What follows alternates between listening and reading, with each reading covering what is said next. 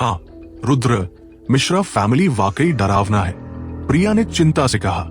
आखिरकार प्रिया विजयलक्ष्मी के साथ 6 महीने से अधिक समय तक रही थी, इसलिए उसे मिश्रा फैमिली की ताकत का कुछ अंदाजा था। कोई बात नहीं, रुद्र ने बेपरवाही से जवाब दिया और फिर कहा, मुझे मिश्रा फैमिली के पास ले चलो। मैं खुद मिश्रा फैमिली के मुखिया से बात करूंगा और उनसे प्रिया और मलिक फैमिली की सगाई तोड़ने के लिए कहूंगा। तुम अपने आप को समझते क्या हो? अगर तुम मिश्रा फैमिली के मुखिया से सगाई तोड़ने के लिए कहोगे तो क्या वह सच में मान जाएंगे? अगर तुम अभी वहां जाओगे तो तुम बस मौत को बुलाओगे। विजयलक्ष्मी ने रुद्र से जल्दी से कहा। मैं मौत को बुलाऊंगा या नहीं, ये मेरा मसला है, तुम्हें बस वही करना है जो मैं कह रहा हूं। रुद्र ने भावहीन होकर विजयलक्ष्मी से कहा। विजयलक्ष्मी ने रुद्र को देखा और झिझकी।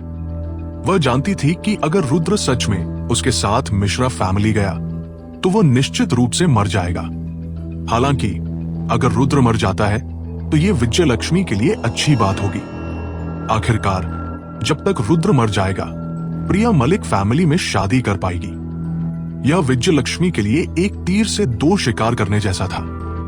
चूंकि प्रिया मलिक फैमिली में शादी कर लेगी और विजयलक्ष्मी उनसे सबसे बड़े खतरे यानी रुद्र से छुटकारा पा सकती है, तो फिर क्यों नहीं? इसलिए विजयलक्ष्मी ने रुद्र को ऊपर से नीचे देखा और ठंडे अंदाज में कहा, क्या तुम सच में मेरे साथ मिश्रा फैमिली जाना चाहते हो?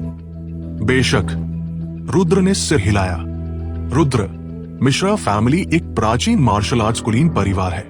उनके पास बहुत से मार्शल आर्ट्स विशेषज्ञ हैं। अगर तुम वहां गए तो ये बहुत बहुत खतरनाक होगा, प्रिया ने जल्दी से रुद्र से कहा। रुद्र ने प्रिया को उदासीनता से देखा और धीरे से कहा, तुम्हारे लिए मैं वहां जाऊंगा, चाहे वो कितना भी खतरनाक क्यों ना हो। रुद्र जानता था कि अभी एकमात्र तरीका यह था कि मिश्रा फैमिली इस सगाई को तोड़ दे। इस तरह मिश्रा फैमिली प्रिया से बदला लेने की कोशिश नहीं करेगा और मलिक फैमिली भी सोचेगा कि ये मिश्रा फैमिली का फैसला था, इसलिए वे भी प्रिया से बदला लेने की कोशिश नहीं करेंगे। यह फिलहाल सबसे बेहतरीन समाधान था। विजयलक्ष्मी ने रुद्र को देखा और स्वाभाविक रूप से उसकी अपनी योजनाएं थी। उसने एक पल सोचा और फिर धीरे से कहा, अगर तुम चाहते हो कि मिश्रा फैमिली इस सगाई को तोड़ दे तो ये निश्चित रूप से असंभव है। हालांकि अगर तुम्हारे पास कुछ क्षमताएं हैं जो मिश्रा फैमिली को तुम्हें अलग नजर से देखने पर मजबूर करेंगी, तो शायद वे अपना मन बदल दे।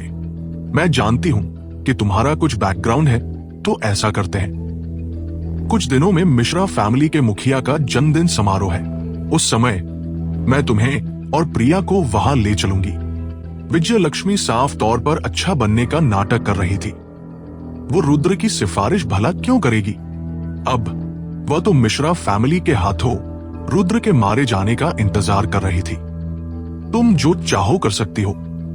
वैसे भी मैं मिश्रा फैमिली को ये सगाई तोड़ने पर मजबूर कर दूंगा, रुद्र ने विजयलक्ष्मी को जवाब दिया। अगर ऐसा है तो ये स्वाभाविक रूप से सबसे अच्छा होगा। विजयलक्ष्मी मन ही मन हंसे बिना नहीं रह सकी। जन्मदिन की दावत कब है?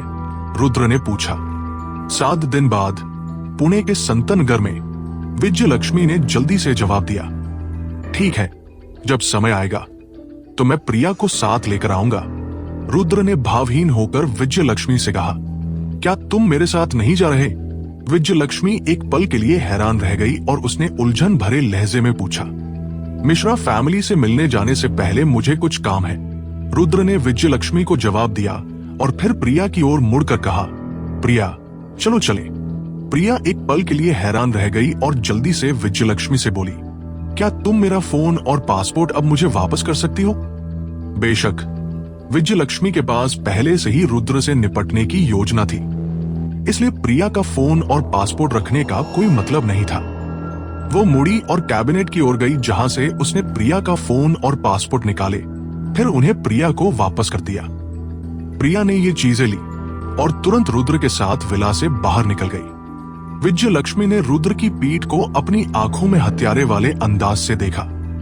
इस समय विजयलक्ष्मी को लगा कि यह अच्छी बात है कि रुद्र उसके साथ मिश्रा फैमिली नहीं गया।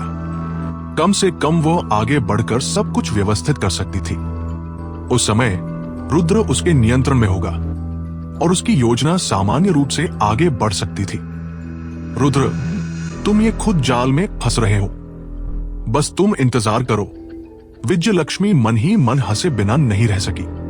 फिर उसने अपना फोन निकाला और कॉल करना शुरू कर दिया। प्रिया के रुद्र के साथ नवीन मैनर छोड़ने के बाद उसने चिंतित होकर पूछा, रुद्र, क्या तुम सच में मिश्रा फैमिली से मिलने जा रहे हो? बेशक, अगर मैं इसे हल नहीं करता तो मुझे चैन नहीं मिलेगा, रुद्र ने मुस्कुराते हुए प्रिया से कहा। लेकिन मुझे तुम्हारी सच में बहुत चिंता है। मैंने सुना है कि मिश्रा फैमिली एक प्राचीन मार्शल आर्ट्स कुलीन परिवार है। वे सब बहुत शक्तिशाली हैं। अगर वे तुम्हारे और मेरे साथ होने पर सहमत नहीं हुए तो क्या होगा? प्रिया ने भौहें सिकोड़कर कहा, अगर ये प्राचीन मार्शल आर्ट्स कुलीन परिवार है तो क्या हुआ? रुद्र हल्का सा मुस्कुराया और कहा, ये मत भूलो, मैं दुनिया का सबसे अमीर आदमी हूं। तुम दुनिया के सबसे अमीर आदमी हो तो क्या हुआ? प्रिया ने लाचार होकर जवाब दिया और फिर कहा, मार्शल आर्टिस्टों की दुनिया को इस बात से कोई फर्क नहीं पड़ता कि तुम सबसे अमीर हो या नहीं। उनकी नजरों में ताकत ही सबसे जरूरी चीज है। मैं भी मार्शल आर्टिस्ट हूं। रुद्र ने प्रिया को देखा और कहा, तुम भी मार्शल आर्टिस्ट हो?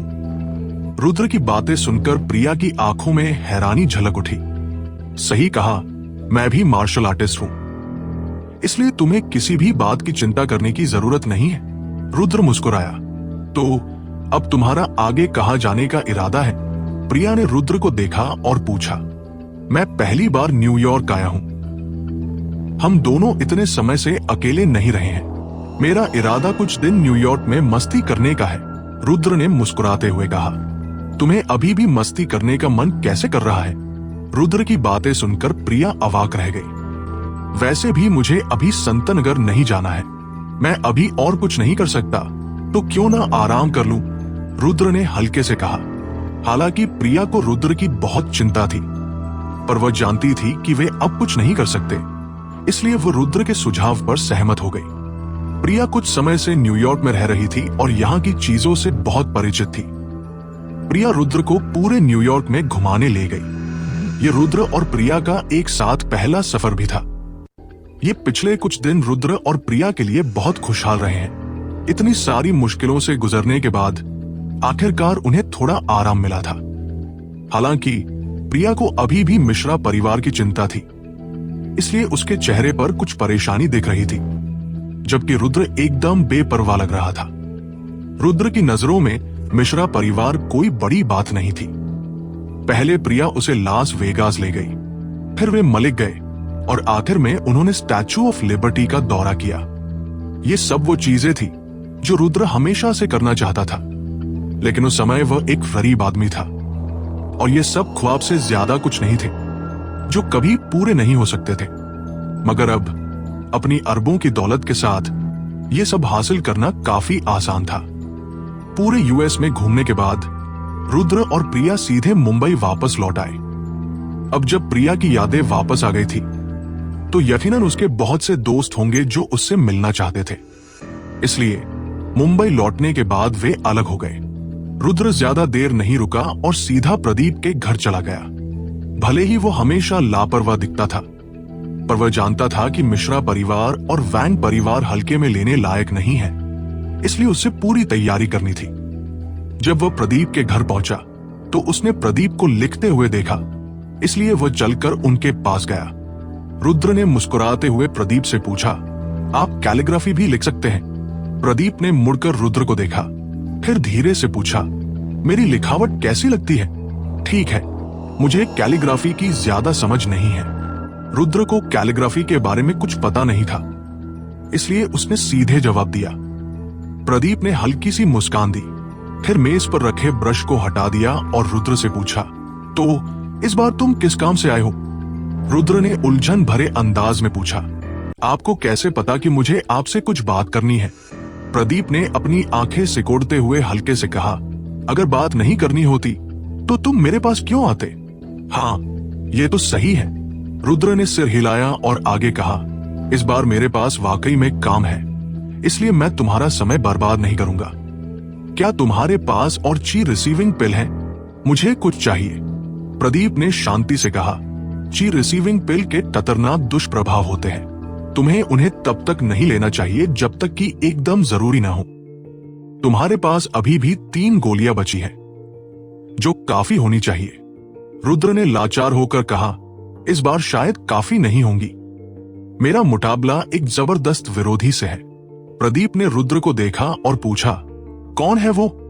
रुद्र ने धीरे से पूछा, क्या तुम संतनगर में मिश्रा परिवार को जानते हो? मिश्रा परिवार? यह सुनकर प्रदीप मुस्कुराए बिना नहीं रह सका। फिर शांति से कहा, मिश्रा परिवार पुणे में एक काफी मशहूर प्राचीन मार्शल आर्ट्स परिवार है। क्या तुम्हारा उनसे कोई टकराव है? इसे असल में टकराव नहीं कह सकते। थोड़ा हिचकिचाने के बाद रुद्र ने प्रदीप को प्रिया की पूरी स्थिति समझाई। उसकी बातें सुनने के बाद प्रदीप ने शांति से कहा, मिश्रा परिवार और मलिक परिवार से निपटना आसान नहीं है। हालांकि अगर तुम इन दोनों परिवारों के लोगों से मिलने जा रहे हो तो तुम्हें ची रिसीविंग पिल की जरूरत नहीं है। रुद्र ने उलझन में पूछा, ऐसा क्यों? प्रदीप ने धीरे से पूछा, क्या तुम्हें वो जेड पेंडेंट याद है जो मैंने तुम्हें पिछली बार दिया था? मुझे याद है। रुद्र ने तुरंत जेड पेंडेंट निकाला और आगे कहा, मैं इस जेड पेंडेंट को अपने साथ रखता हूं, लेकिन मैंने इसे कभी इस्तेमाल नहीं किया और न ही इसका मकसद जानता था। प्रदीप ने बेपरवाही से कहा, जब तुम मिश्रा परिवार या वैंग परिवार के लोगों से मिलो तो उन्हें ये जेड पेंडेंट दिखाना और वे तुम्हारी पहचान को पहचान लेंगे। उन्हें तुम्हें और परेशान करने की हिम्मत नहीं करनी चाहिए। ये सुनकर रुद्र का चेहरा कुछ उलझन भरा हो गया और उसने भौहें सिकोड़कर पूछा, बुजुर्ग, क्या आप मुझसे मजाक कर रहे हैं? क्या ये जेड पेंडेंट सचमुच इतना ताकतवर है?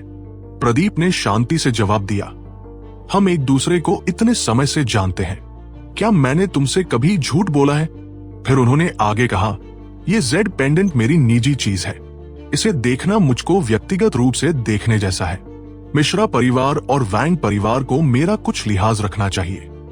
मेरे शिष्य ने उनके मिश्रा परिवार में शादी की है, इसलिए ये उनके लिए भी एक सम्मान की बात है।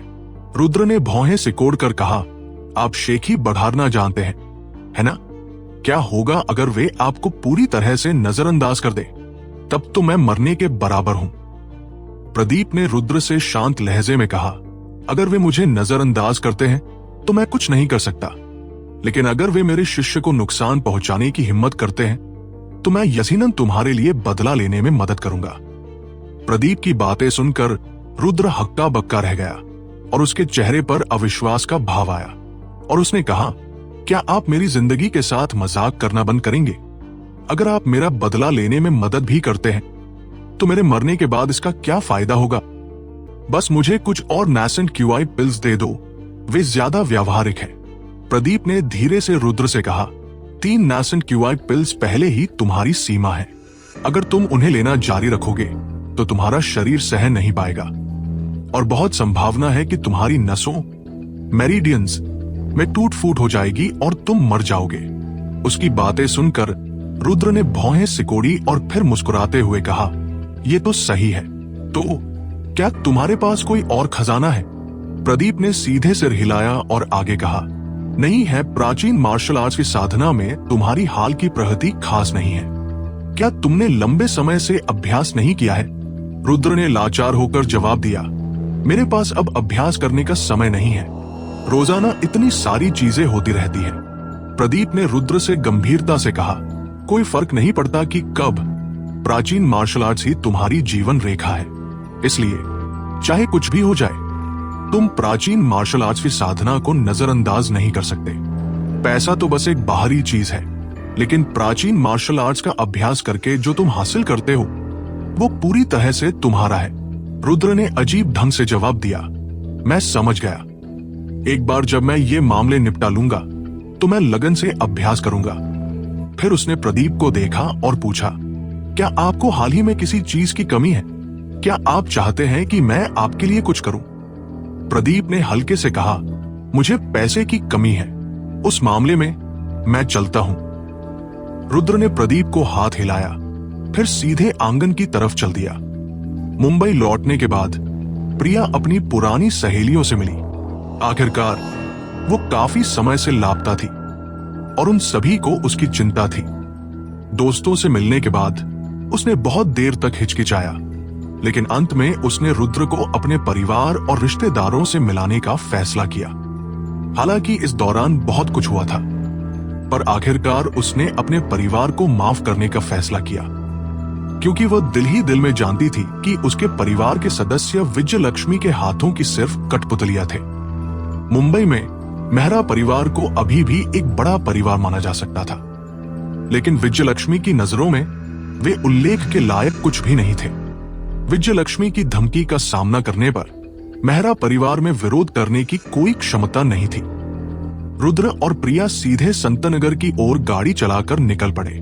संतनगर देवनगर से ज्यादा दूर नहीं है, इसलिए हवाई जहाज लेने के बजाय उन्होंने सीधे गाड़ी से जाने का फैसला किया।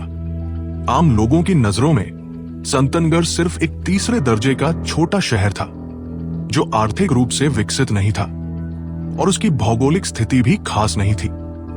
हालांकि मार्शल आर्टिस्टों की नजरों में संतनगर काफी प्रसिद्ध था, क्योंकि इसमें कई प्राचीन मार्शल आर्ट्स परिवार थे। ये बड़े परिवार आमतौर पर लो प्रोफाइल रहते थे, लेकिन करीब से जांच करने पर पता चलेगा कि हालांकि वे संतनगर में सिर्फ साधारण छोटे परिवार थे, उनके पीछे की शक्ति आश्चर्यजनक थी। संतनगर के ये प्राचीन मार्शल आर्ट्स परिवार कई कंपनियों को भी नियंत्रित करते थे, लेकिन बाहरी लोगों को इसकी बिल्कुल भी जानकारी नहीं थी। रुद्र के संतनगर जाने की योजना जानने के बाद नेहाल ने उसके लिए एक मर्सिडीज बेंज स्पोर्ट्स कार तैयार कर दी। ये कार बहुत आरामदायक थी और लंबी यात्राओं के लिए उपयुक्त थी। रुद्र चुपचाप गाड़ी चला रहा था, जबकि प्रिया यात्री सीट पर बैठी थी। मर्सिडीज बेंज एक कन्वर्टेबल थी और आज मौसम अच्छा होने और हल्की हवा चलने से माहौल खास तौर पर खुशनुमा था। इस क्षण वो मिश्रा परिवार से संबंधित मामलों को भूल चुकी थी। वो गुनगुना रही थी और बाहर के नजारों को देख रही थी। रुद्र ने अनजाने में सिर घुमाया और प्रिया पर एक नजर डाली, फिर हल्का सा मुस्कुराया। तुम मुझे पागलों की तरह मुस्कुरा क्यों रहे हो? प्रिया ने सिर घुमाया और रुद्र को घूरते हुए धीरे से पूछा। मुझे लग रहा है कि मैं अभी सपना देख रहा हूं। जब तुम मुंबई छोड़कर गई थी तो मैंने सोचा भी था कि मैं तुम्हें इस जीवन में फिर कभी नहीं देख पाऊंगा, उसने धीरे से समझाया। तुम्हें धोखा देने को किसने कहा था? प्रिया ने मुंह फुलाकर जवाब दिया। शुरुआत में मैं तुम्हें नहीं जानता था और मैं तुमसे परिचित नहीं था। इसके अलावा विरासत पाने की शर्त यह थी कि मैं तुम्हें अपनी पहचान नहीं बता सकता, इसलिए मेरे पास तुमसे छिपाने के अलावा कोई चारा नहीं था, रुद्र ने लाचारी में समझाया। रुद्र की बातें सुनकर प्रिया एक पल के लिए हिचकिचाई, फिर धीरे से पूछा, तो तुमने मुझे पसंद करना कब शुरू किया? मैंने तुम्हें पसंद करना कब शुरू किया? प्रिया का सवाल सुनकर रुद्र पल भर के लिए हैरान हुआ, फिर मुस्कुराया और कहा, मुझे नहीं पता कि मैंने तुम्हें कब पसंद करना शुरू किया, लेकिन उस समय जब मैं सिंह परिवार का सामना कर रहा था, तुम जानती थी कि मैंने तुमसे झूठ बोला है, फिर भी तुमने मेरी मदद की। उसी पल से मैं जान गया कि तुम मेरी पत्नी हो। अपनी जिंदगी में मैं तुम्हारे सिवा किसी और से शादी नहीं करूंगा। किसने कहा कि मैं तुमसे शादी करूंगी? वो शर्मा कर और शर्मीले चेहरे के साथ बोली, क्या तुमने नहीं कहा था कि तुम मेरे अलावा किसी और से शादी नहीं करोगी? वो हंसा, मैंने कभी नहीं कहा, उसने बिना झिझके फौरन जवाब दिया। लेकिन उस समय अमेरिका में मैंने खुद तुम्हें विजयलक्ष्मी से ये कहते हुए सुना था, उसने मुस्कुराते हुए कहा। तुमने गलत सुना, मैंने कभी नहीं कहा, और अगर कहा भी होगा तो वह सिर्फ विजयलक्ष्मी को धोखा देने के लिए था। मैंने अभी तक ये फैसला नहीं किया है कि तुमसे शादी करनी है या नहीं, उसने मुंह फुलाकर कहा। अगर तुम्हें मुझसे शादी नहीं करनी है तो मुझे मिश्रा परिवार क्यों जाना चाहिए? चलो वापस चलते हैं, उसने एक पल सोचने के बाद कहा। यह सुनकर वो कुछ पल के लिए झिझकी, फिर धीरे से बोली, वैसे रुद्र, मैंने दीप से सुना था कि जब मैं यूएस में थी तो तुम कई खूबसूरत लड़कियों को जानते थे। क्या तुमने कोई विश्वासघात वाला काम किया? प्रिया की बात सुनकर रुद्र हैरान रह गया और उसके चेहरे पर थोड़ी घबराहट आ गई, क्योंकि उसे उम्मीद नहीं थी कि वह इस मामले को उठाएगी। मैं भला कैसे तुम्हारा विश्वासघात कर सकता हूं? हालांकि वह प्रिया से झूठ नहीं बोलना चाहता था, पर उसे लगा कि कुछ बातें वो उसे नहीं बता सकता। वो उसका स्वभाव बहुत अच्छे से जानता था, और अगर उसे अवनी और कविता के साथ उसके संबंधों के बारे में पता चल गया तो उसके पिछले सारे प्रयास शायद व्यर्थ हो जाएंगे। तुम दोषी लग रहे हो, उसने उसकी ओर देखकर कहा। मैं दोषी नहीं हूं, मैंने तुम्हारा विश्वासघात करने वाला कुछ नहीं किया, उसने बिना झिझके सीधे तौर पर खंडन किया। उसकी बात सुनकर उसने अपनी आंखें झपकाई, फिर धीरे से कहा, दरअसल रुद्र, अगर तुमने मेरा विश्वासघात करने वाला कुछ किया भी होता तो मुझे बुरा नहीं लगता। आखिरकार मैं तुम्हें इतने लंबे समय के लिए छोड़ गई थी, और तुम इतने अमीर हो।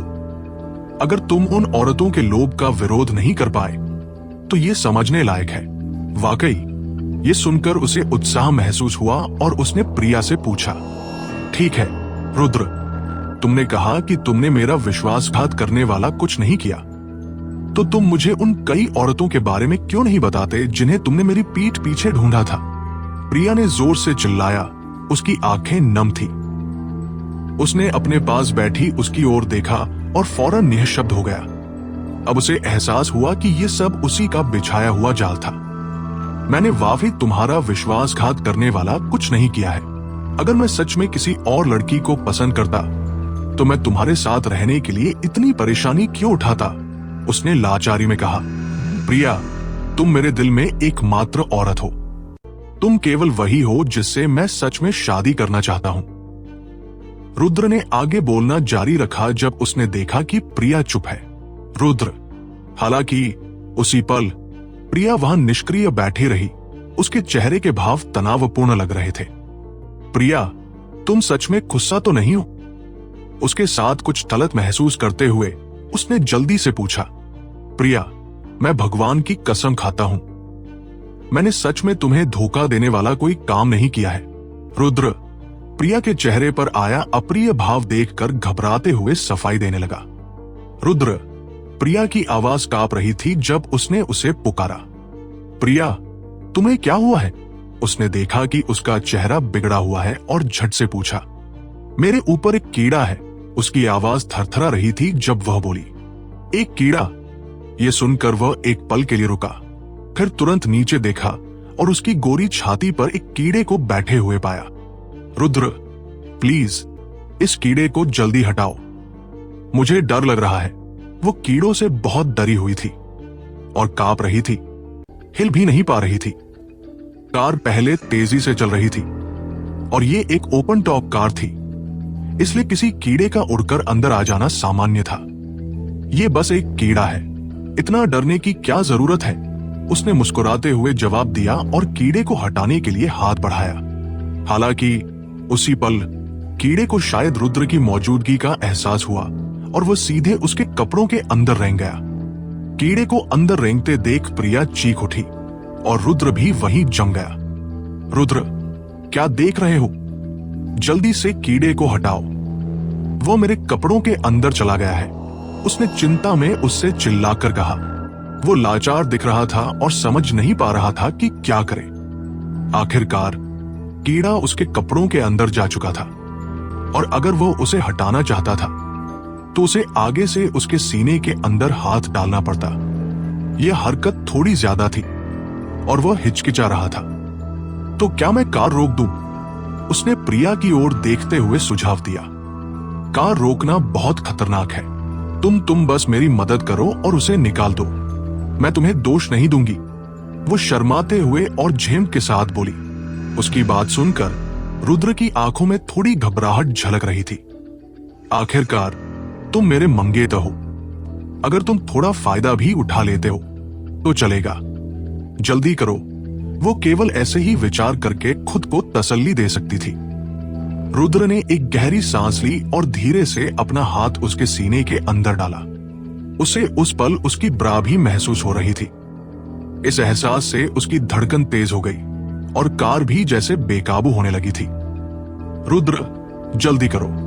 जब उसने उसके दाहिने हाथ की गर्मी महसूस की तो प्रिया के चेहरे पर भी घबराहट के संकेत दिखे और उसका नाजुक शरीर थोड़ा कांप गया। रुद्र ने दांत भींचे सीधे कीड़े को पकड़ा और फिर अपना हाथ उसके कपड़ों से बाहर निकाला। कीड़े को कार से बाहर फेंक दिया। जब रुद्र ने कीड़े को बाहर फेंक दिया तो प्रिया ने आखिरकार राहत की सांस ली और उसके चेहरे का तनाव साफ तौर पर कम हुआ। हालांकि जब उसे अभी अभी हुई घटना याद आई तो वो अब भी बहुत असहज महसूस कर रही थी। अरे, उन दोनों को देखो, क्या मजेदार है, हाईवे पर ही छेड़खानी कर रहे हैं। तभी पास से एक लड़की की आवाज अचानक सुनाई दी। चूंकि रुद्र एक ओपन टॉप कार चला रहा था और दूसरी कार ऊंची थी, इसलिए पहले का दृश्य उन्हें साफ दिखाई दे गया था। प्रिया की चीख के साथ मिलकर दूसरी कार में बैठे लोगों को गलतफहमी होना स्वाभाविक था। आजकल के जवान लोग जानते हैं कि मजे कैसे करने हैं। सड़क पर मरने से भी नहीं डरते। आसपास के लोग आपस में चर्चा करने लगे। देखने वालों की बातें सुनकर प्रिया की आंखों में गुस्सा झलक आया। हालांकि रुद्र ने सिर घुमाया और बगल की कार पर एक नजर डाली। वह एक ऑडी थी जिस पर एक खास नंबर प्लेट लगी हुई थी और इस समय कार में बैठे सभी लोग जवान थे। हालांकि ये ऑडी कोई लग्जरी कार नहीं थी, लेकिन खास नंबर प्लेट से पता चलता था कि ये लोग काफी ताकतवर थे। इससे अंदाजा लगाया जा सकता था कि वे सामान्य व्यक्ति नहीं थे। इन लोगों का मजाक सुनकर रुद्र को बहुत गुस्सा आया, इसलिए वह उन्हें जवाब देने के लिए मुड़ा। लेकिन प्रिया ने हाथ बढ़ाकर उसे रोक दिया और फुसफुसाते हुए कहा, इन पर ध्यान मत दो, ये बस ध्यान खींचने की कोशिश कर रहे हैं। अगर तुम अभी इन्हें जवाब दोगे तो ये और ज्यादा उत्साहित हो जाएंगे। अगर तुम इन्हें नजरअंदाज करोगे तो ये शांत हो जाएंगे। उसकी बात सुनकर रुद्र झिझका। उसे लगा कि प्रिया जो कह रही है वो सही है, इसलिए उसने ज्यादा कुछ नहीं कहा, बस कन्वर्टेबल रूफ बंद किया, एक्सेलरेटर पर पैर रखा और आगे बढ़ गया। जब वह आगे निकल गया तो ऑडी में बैठे जवान लोगों ने उसका पीछा करना जारी नहीं रखा। वो लड़की जो अभी अभी गई जानी पहचानी क्यों लग रही है। तभी ऑडी के अंदर एक शॉर्ट स्कर्ट वाली सेक्सी लड़की ने भौहें सिकोड़ी और कहा। वो लड़की पहले काफी अच्छी दिख रही थी। मुझे लगता है कि मैंने उसे पहले कहीं देखा है। यात्री सीट पर बैठा लड़का मुस्कुराया और जवाब दिया। इस समय ऑडी में कुल 5 लोग थे, 2 लड़के और 3 लड़कियां। ड्राइविंग सीट पर बैठा लड़का बहुत हैंडसम था। उसमें किसी आइडल जैसा आकर्षण था। ऐसा लगता था जैसे वो किसी फिल्म से बाहर निकला हो। उसकी कलाई पर बंधी घड़ी लाखों की थी, एक पटेक फिलिप, और उसका अंदाज बहुत शाही था। वो शायद कोई अमीर बाप की औलाद होगा। यात्री सीट पर बैठा लड़का बहुत मांसल था। उसने एक स्लीवलेस टी शर्ट पहनी हुई थी। उसकी विकसित मांसपेशियां साफ दिख रही थी। अगर वो मार्शल आर्टिस्ट नहीं भी था तो भी वो शायद कोई ऐसा व्यक्ति होगा जिसे वर्कआउट करना पसंद हो। पीछे की सीट पर 3 लड़कियां थी। उनमें सबसे खूबसूरत शॉर्ट स्कर्ट वाली लड़की थी। हालांकि उसने बड़े सनग्लासेस पहने हुए थे और उसका चेहरा साफ दिखाई नहीं दे रहा था, लेकिन सिर्फ उसकी फिगर देखकर ये यकीन था कि वो एक सुपर ब्यूटी है। उसके पतले और गोरे पैर, साथ ही उसका आकर्षक चेहरा लोगों को आसानी से कल्पनाएं करने के लिए मजबूर कर देते थे। बाकी 2 लड़कियां भी बहुत खूबसूरत थी। उन्होंने अंतरराष्ट्रीय लग्जरी ब्रांड्स पहने हुए थे। उनका बैकग्राउंड भी शायद सामान्य नहीं होगा। रेवती, क्या तुम उस लड़की को जानती हो जो अभी अभी यहां से गई? इस समय एक लड़की ने शॉर्ट स्कर्ट पहनी हुई खूबसूरत लड़की से पूछा। हाँ, मैंने इस लड़की को पहले कभी नहीं देखा। कौन है ये? शॉर्ट स्कर्ट वाली महिला ने एक पल के लिए सोचा और फिर धीरे से बोली, मुझे नहीं लगता कि मैं उस लड़की को जानती हूँ, लेकिन वो थोड़ी जानी पहचानी लग रही है। मुझे लगता है कि मैंने उसे पहले कहीं देखा है। यात्री सीट पर बैठे लड़के ने धीरे से कहा, रेवती, अब जब तुमने जिक्र किया तो मुझे भी उसकी कुछ याद आ रही है। मुझे क्यों लग रहा है कि मैंने इस महिला की तस्वीर पहले कहीं देखी है। इस समय ड्राइवर ने अचानक कहा, मुझे याद आ गया, मैंने निश्चित रूप से इस लड़की को पहले देखा है। ये चाची विजयलक्ष्मी की बेटी है। चाची विजयलक्ष्मी की बेटी? ये सुनकर शॉर्ट स्कर्ट वाली खूबसूरत लड़की रेवती के चेहरे का भाव तुरंत बदल गया। हैंडसम ड्राइवर सौरभ ने दृढ़ता से कहा, हाँ, कुछ समय पहले ट्रैवियो कॉर्पोरेशन की शेयरधारकों की बैठक हुई थी। मेरी माँ के पास समय नहीं था। इसलिए मैं उनकी जगह गया था। मैंने इस लड़की को अपनी आंखों से देखा है। ये चाची विजयलक्ष्मी की बेटी है, प्रिया। कार में बैठी बाकी दो लड़कियां विजयलक्ष्मी को ज्यादा अच्छी तरह से नहीं जानती थी। उन्होंने जल्दी से पूछा, रेवती, तुम दोनों किसके बारे में बात कर रहे हो? रेवती ने गहरी सांस ली और धीमी आवाज में कहा, मुझे भी लगता है कि ये लड़की चाची विजयलक्ष्मी की बेटी है, क्योंकि मैं कुछ समय पहले मिस्टर मलिक से मिली थी। मिस्टर मलिक ने मुझे बताया था कि उनकी सगाई हो चुकी है। मुझे जिज्ञासा हुई कि कौन इतनी भाग्यशाली है कि उसे उनसे सगाई करने को मिली, इसलिए मैंने उनसे उसके बारे में पूछा। मिस्टर मलिक ने मुझे अपनी मंगेतर की एक तस्वीर दिखाई और कहा कि वह चाची विजयलक्ष्मी की बेटी है। हैंडसम ड्राइवर सौरभ ने धीमी आवाज में कहा, हम दोनों एक ही समय में गलती नहीं कर सकते। शॉर्ट स्कर्ट वाली खूबसूरत लड़की ने माथे पर शिकन डाली और अजीब सी नजर से कहा, तो ये मामला थोड़ा परेशान करने वाला हो सकता है। रेवती ने उदासीनता से जवाब दिया, मुझे उम्मीद नहीं थी कि मिस्टर मलिक की मंगेतर मिस्टर मलिक की पीठ पीछे दूसरे आदमी के साथ संबंध बना रही है। ये तो धोखेबाजी है। हाँ, अगर हम संयोग से नहीं मिलते तो इस बारे में किसी को पता ही नहीं चलता, है ना? शॉर्ट स्कर्ट वाली खूबसूरत लड़की ने उदासीनता से जवाब दिया। इस समय बाकी दोनों लड़कियां पूरी तरह से हक्की बक्की रह गई। रेवती, सौरभ, तुम दोनों किस बारे में बात कर रहे हो? मुझे कुछ समझ में नहीं आ रहा है। ये लड़की कौन थी? दूसरी लड़की ने जल्दी से पूछा। हाँ, इस मामले का मिस्टर मलिक से क्या लेना देना है? आखिर चल क्या रहा है? मैं थोड़ी उलझन में हूं। सौरभ ने दोनों लड़कियों की बातें सुनी तो उसकी आंखों में लाचारी की झलक दिखाई दी। हालांकि इन दोनों लड़कियों को भी अमीर वारिस कहा जा सकता था, लेकिन अमीर वारिस भी कई तरह के होते थे। इन दोनों लड़कियों के परिवारों के पास बस कुछ पैसा था, लेकिन उनके हाथों में कोई असली शक्ति नहीं थी। अगर इन दोनों लड़कियों के शॉर्ट स्कर्ट वाली रेवती के साथ बहुत अच्छे संबंध नहीं होते तो सौरभ इन दोनों लड़कियों से बिल्कुल भी बात नहीं करता। शायद अमीरों के बीच यही नियम था। कभी कभी भले ही तुम्हारे पास पैसा हो, तुम ऊपरी तबके के दायरे में शामिल नहीं हो सकते।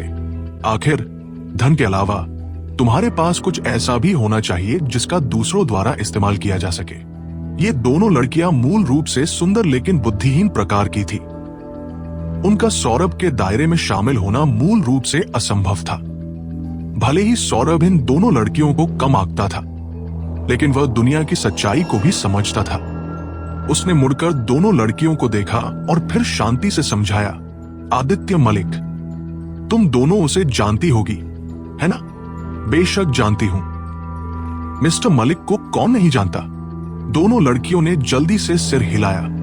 आखिरकार आदित्य का परिवार पुणे में बहुत प्रसिद्ध था और आदित्य मलिक फैमिली का भविष्य का वारिस था। इसलिए आदित्य पुणे के अमीर वारिसों के बीच बहुत प्रसिद्ध था। सौरभ ने दोनों लड़कियों को देखा और बात जारी रखी। कुछ समय पहले मैंने सुना था कि मिस्टर मलिक की एक महिला से सगाई हुई है। हालांकि मिस्टर मलिक ने व्यक्तिगत रूप से इसे कभी स्वीकार नहीं किया था, इसलिए तुम दोनों को पता नहीं है कि क्या चल रहा है। मिस्टर मलिक की सगाई हो चुकी है। ये कब हुआ? कौन इतना भाग्यशाली है? दोनों लड़कियों ने जल्दी से पूछा। सौरभ ने आगे समझाते हुए कहा, मिस्टर मलिक की सगाई संतनगर के मिश्रा फैमिली से हुई है। आखिरकार मिश्रा फैमिली को एक बहुत प्रसिद्ध प्राचीन मार्शल आर्ट परिवार माना जाता है, इसलिए मिश्रा फैमिली और मलिक फैमिली को बराबर का दर्जा माना जाता है। यह मामला मिस्टर विजयलक्ष्मी सीनियर और मिस्टर मलिक सीनियर द्वारा व्यक्तिगत रूप से तय किया गया था। हालांकि जब तक मामला 100% पुष्टि नहीं हो जाता, तब तक तुम्हें खबर नहीं मिल सकती। हमें भी मिस्टर मलिक से ही इस बारे में पता चला था। मैं मिश्रा फैमिली से परिचित हूं, लेकिन वो कौन है? एक लड़की ने जल्दी से पूछा। सौरभ ने धीमी आवाज में कहा, यह व्यक्ति चाची विजयलक्ष्मी की बेटी प्रिया है। ये वही लड़की है जिसे हमने अभी अभी देखा। जब दोनों लड़कियों ने सौरभ की बातें सुनी तो वे दोनों हैरान रह गई। उनके चेहरे पर अविश्वास का भाव था। इस समय उन दोनों को आखिरकार समझ आया कि क्या चल रहा है। एक लड़की ने उत्साह में सौरभ पर चिल्लाया, सौरभ, बकवास मत करो। अगर मिस्टर मलिक की मंगेतर वह लड़की है तो क्या इसका मतलब ये नहीं है कि मिस्टर मलिक की मंगेतर ने उन्हें धोखा दिया? सौरभ ने माथे पर शिकन डाली और धीमी आवाज में कहा, मैं बकवास नहीं कर रहा हूं। इस महिला को मिस्टर मलिक की मंगेतर भी नहीं माना जाना चाहिए। बस यह है कि दोनों परिवारों का यह विचार है, लेकिन मामले की पुष्टि अभी नहीं हुई है। अच्छा है कि हमें जल्दी पता चल गया, नहीं तो ये मामला और भी परेशान करने वाला होता। कार में बैठी दोनों लड़कियों ने सौरभ की बातें सुनी तो वे वही हैरान रह गई। उनके चेहरे पर गहरा अविश्वास था। अगर उन्हें पता नहीं होता कि क्या चल रहा है तो वे प्रिया को एक साधारण व्यक्ति मानकर ज्यादा नहीं सोचते, लेकिन अब जब उन्हें पता चल गया कि क्या चल रहा है तो उन दोनों को समस्या की गंभीरता का एहसास हुआ। मिस्टर मलिक की मंगेतर ने सचमुच कार में एक अजनबी के साथ वैसा काम किया था। अगर यह खबर फैली तो मिश्रा फैमिली और मलिक फैमिली दोनों इस मामले के कारण बदनाम हो जाएंगे। उस समय मिश्रा फैमिली की गरिमा पूरी तरह से नष्ट हो जाएगी। आखिरकार विजयलक्ष्मी और मलिक फैमिलीज पुणे के शीर्ष परिवार थे, इसलिए ऐसी घटना का असर अभी भी बहुत भयानक था। कुछ देर हिचकिचाने के बाद रेवती ने भावहीन होकर कहा, सौरभ, इस मामले को ज्यादा गंभीर मत बनाओ। आखिर मिस्टर मलिक की प्रिया से सचमुच अभी सगाई नहीं हुई है, इसलिए इस बारे में पता चलना ज्यादा देर नहीं है। ये साफ था कि रेवती सौरभ को याद दिला रही थी कि इस मामले को बढ़ाया न जाए। अगर यह मामला बढ़ जाता है तो किसी को फायदा नहीं होगा। हालांकि पहले हमारा कोई शादी का समझौता नहीं था, पर मिस्टर मलिक ने कल मुझे फोन किया था। उन्होंने कहा कि वह भी मिश्रा फैमिली के मुखिया के जन्मदिन की दावत के दौरान मिश्रा फैमिली में शादी का प्रस्ताव रखने के लिए संतन करा रहे हैं। सौरभ ने भावहीन होकर कहा, क्या? जब रेवती ने सौरभ की बातें सुनी तो वो हैरान रह गई। उसके चेहरे पर सदमे के भाव थे। चूंकि मिस्टर मलिक का पहले से ही शादी का प्रस्ताव रखने का इरादा है, इसका मतलब है कि मिस्टर मलिक अभी भी इस मामले को बहुत महत्व देते हैं। सौरभ ने गाड़ी चलाते हुए फुसफुसाया। इस बार रेवती ने कुछ नहीं कहा। अगर उस समय तक बात पहुंच गई तो सब कुछ शायद बहुत देर हो चुका होगा। सौरभ ने जोड़ा, आखिरकार उसके मिस्टर मलिक के साथ बहुत अच्छे संबंध थे, इसलिए उसका चेहरा बहुत बिगड़ा हुआ था। सौरभ की बातें सुनने के बाद रेवती का चेहरा थोड़ा लाचार हो गया। उसे समझ नहीं आ रहा था कि क्या करे। आखिरकार उन्होंने इस मामले को अपनी आंखों से देखा था। अगर वे मिस्टर मलिक को नहीं बताते तो उन्हें बुरा लग सकता था। हालांकि अगर उन्होंने मिस्टर मलिक को इसके बारे में बताया तो ये कुछ अनावश्यक परेशानी पैदा कर सकता था। इसने सच में मिस्टर मलिक की पीठ पीछे छेड़छाड़ करने की हिम्मत की। मुझे ये बात मिस्टर मलिक को जरूर बतानी चाहिए, सौरभ ने भावहीन होकर कहा। फिर उसने अपना फोन निकाला और कहा, मैं अभी मिस्टर मलिक को फोन करता हूं और उन्हें इसके बारे में बताता हूं। मिश्रा फैमिली ने इस बार हद कर दी है। वे साफ जानते हैं कि प्रिया अच्छी लड़की नहीं है, फिर भी वे चाहते हैं कि वो मिस्टर मलिक से शादी करे। क्या उन्हें मलिक फैमिली के बदले का डर नहीं है? सौरभ, पहले शांत हो जाओ, रेवती ने भौहें सिकोड़ कर कहा। जब सौरभ ने रेवती की बातें सुनी तो वह व्यंग्य किए बिना नहीं रह सका। फिर उसने भावहीन होकर कहा, रेवती, बातें यहां तक पहुंच चुकी हैं, मैं शांत कैसे रह सकता हूं? मुझे नहीं लगता कि मामला वैसा है जैसा तुम सोच रहे हो, रेवती ने भौहें सिकोड़ कर कहा। सौरभ ने रेवती को उदासीनता से देखा, फिर अपने बगल में बैठे युवक की ओर मुड़ा और धीमी आवाज में कहा, ब्रदर महेंद्र, मिस्टर मलिक के साथ तुम्हारे अच्छे संबंध हैं। मिस्टर मलिक तुम्हें भाई कहकर बुलाते हैं। तुम इस मामले को नजरअंदाज तो नहीं करोगे, है ना? ब्रदर महेंद्र ने सौरभ को देखा और गहरी सांस ली। फिर उसने धीमी आवाज में कहा, चूंकि ये मामला मिस्टर मलिक से जुड़ा हुआ है और मैंने इसे देख लिया है तो मैं स्वाभाविक रूप से चुपचाप नहीं बैठूंगा। रेवती ने दोनों लोगों की बातचीत सुनी तो उसका चेहरा बदलने लगा, क्योंकि ये ब्रदर महेंद्र कोई साधारण व्यक्ति नहीं था। ब्रदर महेंद्र का असली नाम महेंद्र था। उसके पिता पुणे के दक्षिण पूर्वी युद्ध क्षेत्र में एक महत्वपूर्ण पद पर थे और उसके दादा का अद्भुत बैकग्राउंड था। इसके अलावा यह ब्रदर महेंद्र भी अपने पिता के साथ अपना करियर विकसित करना चाहता था। उसका भविष्य असीमित था और वो बहुत ऊंचे पद तक पहुंच सकता था। ऐसे खतरनाक बैकग्राउंड ने ब्रादा महेंद्र के निडर व्यक्तित्व को भी बनाया था। उसने परिणामों के बारे में बिल्कुल नहीं सोचा, इसलिए अगर वह इस मामले में दखल देता है तो यह निश्चित रूप से बढ़ जाएगा। इसके अलावा सौरभ का पारिवारिक बैकग्राउंड भी बहुत भयानक था। अगर ये दोनों लोग मिल गए तो पूरे पुणे में भी बहुत कम लोग होंगे जो उनसे मुकाबला कर सके। प्रिया के पास मिश्रा फैमिली का संरक्षण था, इसलिए उसे स्वाभाविक रूप से कोई परेशानी नहीं होगी। हालांकि प्रिया के बॉयफ्रेंड का हाल शायद बहुत बुरा होगा।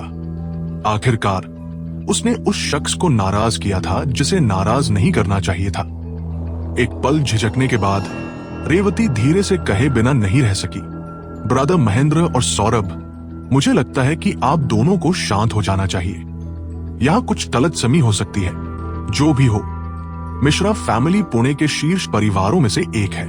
अगर यह प्रिया सच में अच्छी लड़की नहीं होती तो उसे मिस्टर मलिक से परिचय नहीं करवाया जाता।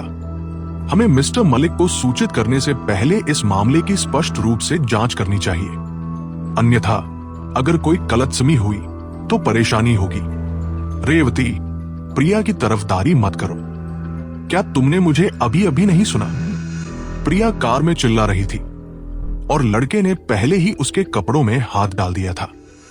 कौन विश्वास करेगा कि उन दोनों के बीच कुछ नहीं चल रहा था? लड़कियों में से एक ने भौहें सिकोड़कर कहा, सही कहा, मुझे भी लगता है कि उन दोनों का रिश्ता सरल नहीं है। दूसरी लड़की ने जल्दी से बात जोड़ी, मुझे अब मिस्टर मलिक को फोन करना होगा। मैं उन्हें इस बारे में बताना चाहता हूं। इसके बाद वह क्या करने की योजना बनाते हैं, इससे मुझे कोई फर्क नहीं पड़ता, सौरभ ने भावहीन होकर कहा। जब रेवती ने सौरभ का पक्का रवैया देखा तो वह थोड़ी लाचार दिखी। उसे समझ नहीं आ रहा था कि अब क्या करे। लड़कियों में से एक ठंडी आह भरे बिना नहीं रह सकी। फिर भावहीन होकर कहा, यह प्रिया सच में नहीं जानती कि उसके लिए क्या अच्छा है। ये पहले से ही आशीर्वाद है कि वो मिस्टर मलिक से शादी कर पाई है, लेकिन अब वो एक और आदमी के साथ छेड़छाड़ करने की हिम्मत करती है, और वह भी इतनी बेशर्मी से। वो मिस्टर मलिक को अपनी आंखों में कुछ नहीं गिनती। रेवती एक पल के लिए झिझकी और कुछ कहना चाहती थी, लेकिन भौहें सिकोड़कर चुप रही। आखिरकार इस मामले से उसका कोई लेना देना नहीं था। अगर उसने अब बहुत ज्यादा कहा तो वह इस मामले में फंस सकती थी। कुछ न कहना ही बेहतर था। इसके अलावा रेवती प्रिया को बिल्कुल नहीं जानती थी। प्रिया के साथ जो कुछ भी हुआ उससे उसका कोई संबंध नहीं था। सौरभ ने गहरी सांस ली, अपना फोन निकाला और मिस्टर मलिक का नंबर डायल किया। Beep beep beep. Phone 2 second तक बजा, फिर मिस्टर मलिक ने कॉल उठा लिया। सौरभ ने मिस्टर मलिक को वो सब कुछ सीधे बता दिया जो उसने अभी अभी देखा था। सौरभ की बातें सुनने के बाद मिस्टर मलिक ने और कुछ नहीं कहा। इसके बजाय उन्होंने चुपचाप फोन काट दिया। मुझे उम्मीद नहीं थी कि इस बार संतनगर आने पर ऐसी बात का सामना करना पड़ेगा। अब हमें एक अच्छा नाटक देखने को मिलेगा, सौरभ ने अपना फोन नीचे रखते हुए भावहीन होकर कहा। रेवती मुड़ी और सौरभ को देखा। उसकी आंखें लाचारी से भरी थी। इस पल उसे अपने दिल में एक बुरा एहसास हुआ। उसे लगा कि अगला कुछ हो सकता है। इस क्षण सौरभ ने अचानक कार के पीछे बैठी दोनों लड़कियों को याद दिलाया, ठीक है, हम कुछ ही लोगों को इस बारे में पता है, इसलिए इसे फैलाना मत। अगर ये बाहर निकला तो परिणाम तुम्हें भुगतने होंगे। दोनों लड़कियों ने जल्दी से सिर हिलाया। आखिरकार ये मामला मिस्टर मलिक की गरिमा से जुड़ा था। अगर उनमें 1000 शेरों का साहस भी होता तो वे किसी को बताने की हिम्मत नहीं करती। दूसरी तरफ रुद्र और प्रिया ने कुछ घंटों तक गाड़ी चलाई और आखिरकार संतनगर पहुंच गए। पहुंचने के बाद प्रिया ने अपना फोन निकाला और विजयलक्ष्मी का नंबर डायल किया। कॉल उठाते ही विजयलक्ष्मी ने खुशी से पूछा, प्रिया, क्या तुम पहले ही संतनगर पहुंच चुकी हो?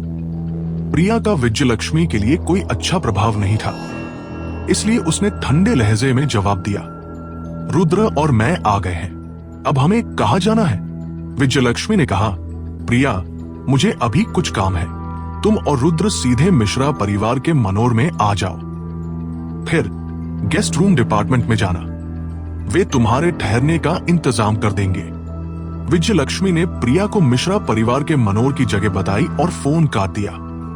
रुद्र को जगह पता चलते ही वो सीधे मिश्रा परिवार के मनोर की तरफ गाड़ी चलाने लगा। आधे घंटे बाद रुद्र और प्रिया उस जगह पर पहुंचे। संतनगढ़ में मिश्रा परिवार बहुत प्रसिद्ध था, इसलिए मिश्रा परिवार का पुराना घर एक बहुत बड़ा क्लासिकल मनोर था। इस मनोर का आकार विजयलक्ष्मी के मनोर से कहीं ज्यादा भयानक था। यह करीब दसियों हजार वर्ग मीटर के क्षेत्र में फैला हुआ था। संतनगढ़ में इतनी बड़ी जमीन का टुकड़ा मालिक होना ही अपने आप में एक बहुत बड़ी बात थी। इस मनोर में सभी इमारतें मिंग राजवंश की शैली के अनुसार बनाई गई थी। जब आप इस मनोर में प्रवेश करते हैं तो ऐसा लगता है जैसे आपने सीधे मिंग राजवंश की यात्रा की हो, जिससे लोगों को एक बहुत ही अद्भुत एहसास होता है। इसके अलावा इस मनोर का डिजाइन भी अद्वितीय था। यह सब विश्व प्रसिद्ध डिजाइनरों और आर्किटेक्ट्स द्वारा डिजाइन किया गया था। कहा जाता था कि ये एक प्राचीन उद्यान का एक्सैक्ट 1-to-1 पुनर्निर्माण है। यहां तक कि सबसे साधारण गेस्ट रूम भी एक 5 सितारा होटल के बराबर था। पूरी दुनिया में ऐसी जगह ज्यादा नहीं थी जो इस तरह के मनोर की बराबरी कर सके। हालांकि मिश्रा परिवार हमेशा बहुत कम प्रोफाइल, लो की रहा था, लेकिन इस मनोर को देखने के बाद रुद्र को हल्का सा महसूस हुआ कि विजयलक्ष्मी झूठ नहीं बोल रही थी। मिश्रा परिवार वाकई में बहुत ताकतवर था। प्रिया ने फुसफुसाते हुए कहा, चलो एक साथ अंदर चलते हैं। रुद्र ने धीरे से सिर हिलाया और फिर सीधे मनोर के अंदर चला गया। ठीक है। प्रिया का चेहरा अभी भी बहुत शांत था, लेकिन वह अंदर से बेहद घबराई हुई थी। आखिरकार वो पहली बार मिश्रा परिवार के मनोर में आई थी और उसे नहीं पता था कि आगे क्या होगा। उसने रुद्र का हाथ अपनी छोटी सी हथेली में कसकर पकड़ रखा था, जिससे वो अपनी भावनाओं को बाहर निकाल रही थी। रुद्र ने देखा कि प्रिया थोड़ी घबराई हुई लग रही थी। उसने मुड़कर उसे मुस्कुराते हुए देखा और धीरे से कहा, इतना घबराने की जरूरत नहीं है, मैं यहां हूं। प्रिया ने जल्दी से सिर हिलाया। हाँ। कुछ ही मिनटों बाद रुद्र और प्रिया को आखिरकार हाउसकीपिंग विभाग मिल गया, लेकिन प्रिया ने विजयलक्ष्मी का नाम बताया। तब भी हाउसकीपर्स ने उसे बताया कि कोई कमरा उपलब्ध नहीं है, चूंकि मिश्रा परिवार के कुलपति पेट्रियार्क का जन्मदिन भोज होने वाला था। मिश्रा परिवार के वंशज पूरी दुनिया से वापस लौट आए थे। इसके अलावा इस बार मिश्रा परिवार ने बहुत सारे बाहरी लोगों को भी आमंत्रित किया था, इसलिए इतना बड़ा मनोर भी पूरी तरह से भर चुका था। हालांकि विजयलक्ष्मी की मिश्रा परिवार में स्थिति पहले से कहीं ऊंची थी। विजयलक्ष्मी अभी भी मिश्रा परिवार का मुख्य व्यक्ति नहीं थी, इसलिए उसे खास महत्व नहीं दिया गया। जो कमरे पहले सहमत हुए थे वे भी किसी और ने ले लिए थे। ये महसूस करने के बाद कि कोई खाली कमरा नहीं है, प्रिया ने रुद्र की तरफ मुड़कर धीरे से कहा, रुद्र, लगता है हम दोनों को बाहर किसी होटल में ही रुकना पड़ेगा। रुद्र ने मुस्कुराते हुए जवाब दिया, कोई बात नहीं, मुझे वैसे भी यहां नहीं रहना है। प्रिया मिश्रा परिवार की स्थिति से बिल्कुल परिचित नहीं थी, इसलिए उसके पास किसी को कमरा व्यवस्थित करने के लिए कहने का कोई तरीका नहीं था। वो रुद्र को बाहर रहने के लिए ले जाने का फैसला ही कर सकती थी। प्रिया ने अपना फोन निकाला और विजयलक्ष्मी को ये बताने के लिए कॉल करने वाली थी कि वे बाहर रुकने जा रहे हैं। हालांकि जैसे ही प्रिया ने अपना फोन निकाला, एक महिला उसके पास आई। उसने प्रिया को ऊपर से नीचे तक देखा और धीरे से पूछा, तुम विजयलक्ष्मी की बेटी होगी, है ना? यह सुनकर प्रिया ने खूबसूरत महिला को देखने के लिए ऊपर देखा। वह इस महिला से पहले भी मिल चुकी थी। यह महिला विजयलक्ष्मी की चचेरी बहन हेमलता थी। विजयलक्ष्मी और हेमलता के बीच कभी नहीं बनी थी। जब प्रिया पहली बार देश लौटी थी तब वह इस महिला से मिली थी। उस समय उसने अजीब तरीके से प्रिया का मजाक उड़ाया था। रुद्र ने भी इस महिला पर एक नजर डाली। उसकी उम्र करीब 40 साल लग रही थी। उसका टदकाठी आकर्षक था और वह साफ तौर पर अपना अच्छा ख्याल रखती थी, जिससे लोगों को एक मोहक एहसास होता था। इस समय इस महिला के बगल में एक अधेड़ उम्र का आदमी था। यह आदमी शायद उसका पति था। हेमलता ने भौहें सिकोड़कर पूछा, हम दोनों पहले कभी नहीं मिले हैं। तुम्हारा नाम प्रिया है ना? प्रिया ने धीरे से सिर हिलाया। मैं आपसे पहले मिल चुकी हूं। हेमलता ने व्यंग्य करते हुए कहा, तुम यहां क्यों खड़ी हो? क्या रहने के लिए कोई कमरा नहीं है? क्या तुम्हें इंतजाम करने के लिए मेरी जरूरत है? प्रिया ने जवाब दिया, जरूरत नहीं है। प्रिया मिश्रा परिवार में बिल्कुल दिलचस्पी नहीं रखती थी और वो हेमलता से ज्यादा बात नहीं करना चाहती थी। इसलिए उसने रुद्र की तरफ मुड़कर कहा, रुद्र चलो चले। रुद्र ने धीरे से सिर हिलाया, ठीक है। जब हेमलता ने देखा कि प्रिया जाने वाली है तो वह थोड़ी नाराज हुई और जल्दी से चिल्लाई, प्रिया तुम इतनी रूखी क्यों हो? क्या तुम नहीं जानती कि मैं तुम्हारी बुआ हूं? प्रिया ने सीधे जवाब दिया, मैं आपको नहीं जानती। तुम। ये सुनकर हेमलता हैरान रह गई। उसने नहीं सोचा था कि प्रिया उसे बिल्कुल भी भाव नहीं देगी। प्रिया ने रुद्र का हाथ थामा और जाने की तैयारी की। जब हेमलता ने प्रिया और रुद्र को हाथ पकड़े हुए देखा तो उसके चेहरे का भाव और भी अजीब हो गया। उसने जल्दी से पूछा, वहीं रुक जाओ, इस लड़के के साथ तुम्हारा क्या रिश्ता है? यह सुनकर प्रिया कुछ पल के लिए हैरान रह गई। फिर उसने गर्व से हेमलता से कहा, मैं तुम्हें अभी बताना भूल गई थी।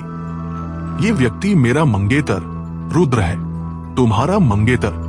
हेमलता ने अविश्वास से प्रिया को घूरा। यहां तक कि हेमलता के बगल वाला आदमी भी हैरान रह गया। ऐसा इसलिए था क्योंकि उन दोनों को पहले ही पता था कि प्रिया और मिस्टर मलिक की सगाई हो चुकी है। प्रिया पहली बार मिश्रा परिवार आई थी और वह असल में एक मंगेतर को साथ लाई थी और वह मिस्टर मलिक नहीं था। यह खबर बहुत चौंकाने वाली थी।